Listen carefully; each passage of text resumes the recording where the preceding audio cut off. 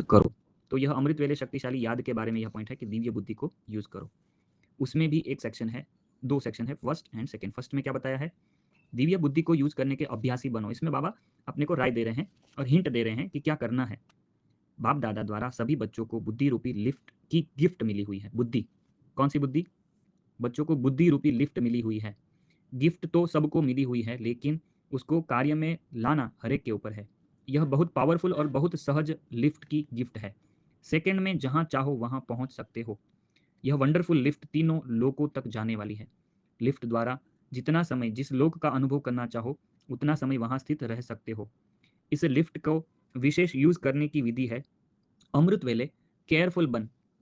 Careful बन क्या करना है, स्मृति के स्विच को यथार्थ रीति से सेट करो, तो सारा दिन ऑटोमेटिकली चलती रहेगी। ठीक है, स्मृति के स्विच को यथार्थ रीति से सेट करो तो सारा दिन ऑटोमेटिकली चलती रहेगी। सेट करना तो आता है ना, अच्छी तरह से अभ्यासी हो ना। दिव्य बुद्धि रूपी लिफ्ट सारे दिन में कहाँ अटकती तो नहीं है। यह लिफ्ट सिर्फ संगम युग पर ही प्राप्त होती है। 6.7.2 है, रूहानी ड्रिल का अभ्यास करो। अमृत वेले यह अभ्यास करना है कि हम जैसे अवतरित हुए हैं। इसके पहले भी आया था, ये वापस आ रहा है पॉइंट। अमृत वेले यह अभ्यास करना है कि हम जैसे अवतरित हुए हैं। कभी ऐसे समझो कि मैं अशरीरी और परम धाम का निवासी हूँ। ठीक है, कैसे कैसे क्या क्या अभ्यास करना है वो भी बाबा ने बता दिया है कि मैं अशरीरी परम धाम का निवासी हूँ अथवा अव्यक्त रूप में अवतरित हुई हूँ। और फिर स्वयं को कभी निराकार समझो। यह 3 स्टेजेस पर जाने की प्रैक्टिस हो जाए, जैसे कि एक कमरे से दूसरे कमरे में जाना। तो अमृत वेले यह विशेष अशरीरी भव का वरदान लेना चाहिए। अभी विशेष यह अनुभव हो। ऐसा अभ्यास करो जो जहां बुद्धि को लगाना चाहो वहां स्थित हो जाए। बुद्धि को कहां तक पहुंचाना है उसका बाबा यह बता रहे हैं कि उसकी परिभाषा क्या है और इसका टेस्ट क्या है। टेस्ट ये है कि जैसे कमरे में एक दूसरे से दूसरे कमरे में जाते हैं, एक से दूसरे कमरे में, वैसे यह 3 स्टेज अनुभव होनी चाहिए। अमृत वेले यह विशेष अशरीरी भव का वरदान लेना चाहिए। अभी विशेष यह अनुभव हो। ऐसा अभ्यास करो जो जहां बुद्धि को लगाना चाहे वहां स्थित हो जाए। संकल्प किया और स्थित हुआ। यह रूहानी ड्रिल सदैव बुद्धि द्वारा करते रहो। ठीक है, जहां पर जाना है, जहां पर जितना समय अटकाना है बुद्धि को, वहां पर वो स्थित हो जाए। संकल्प किया और स्थित हुआ। यह रूहानी ड्रिल सदैव बुद्धि द्वारा करते रहो।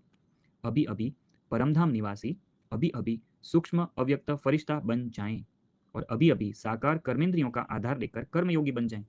इसको कहा जाता है संकल्प शक्ति को कंट्रोल करना। वापस पढ़ते हैं, अभी अभी परम धाम, अभी अभी सूक्ष्म अव्यक्त वतन फरिश्ता बन जाए और अभी अभी साकार कर्मेंद्रियों का आधार लेकर कर्मयोगी बन जाए। तो यह 3 बातें बताई। इसको कहा जाता है संकल्प शक्ति को कंट्रोल करना। यह बहुत आगे की ये स्टेज है और ये धीरे धीरे धीरे आएगी सब में, संकल्प शक्ति को कंट्रोल करना। संकल्प के बारे में एक पूरी स्पार्क विंग की बुक बनी हुई है, जिसके भी कुछ कुछ महावाक्य हम शॉर्ट वीडियोस में और लॉन्ग वीडियो में भी बना रहे हैं धीरे धीरे। संकल्प को रचना कहेंगे और आप उसके रचयिता हो। ठीक है, संकल्प को रचना कहेंगे और आप उसके रचयिता हो। जितना समय जो संकल्प चाहिए उतना ही समय वह चले। ठीक है, यह आगे की स्टेज है कि जितना समय जो संकल्प चाहिए उतना ही समय वह चले।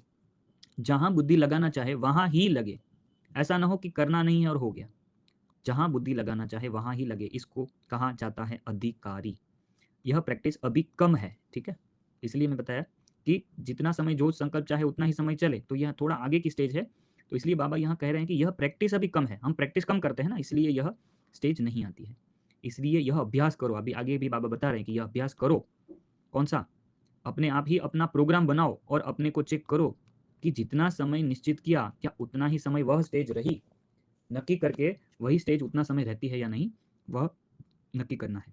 अब ये आज की लास्ट पॉइंट, 2 पॉइंट है।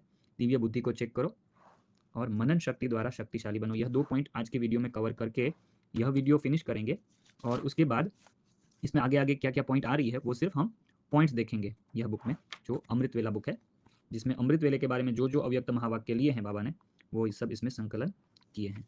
तो हम आज के वीडियो में यह 2 पॉइंट अभी खत्म करके फिर आगे की सिर्फ पॉइंट्स देखेंगे कुछ पेजेस की कि क्या क्या आगे कवर होगा। दिव्य बुद्धि को चेक कर ठीक रखो।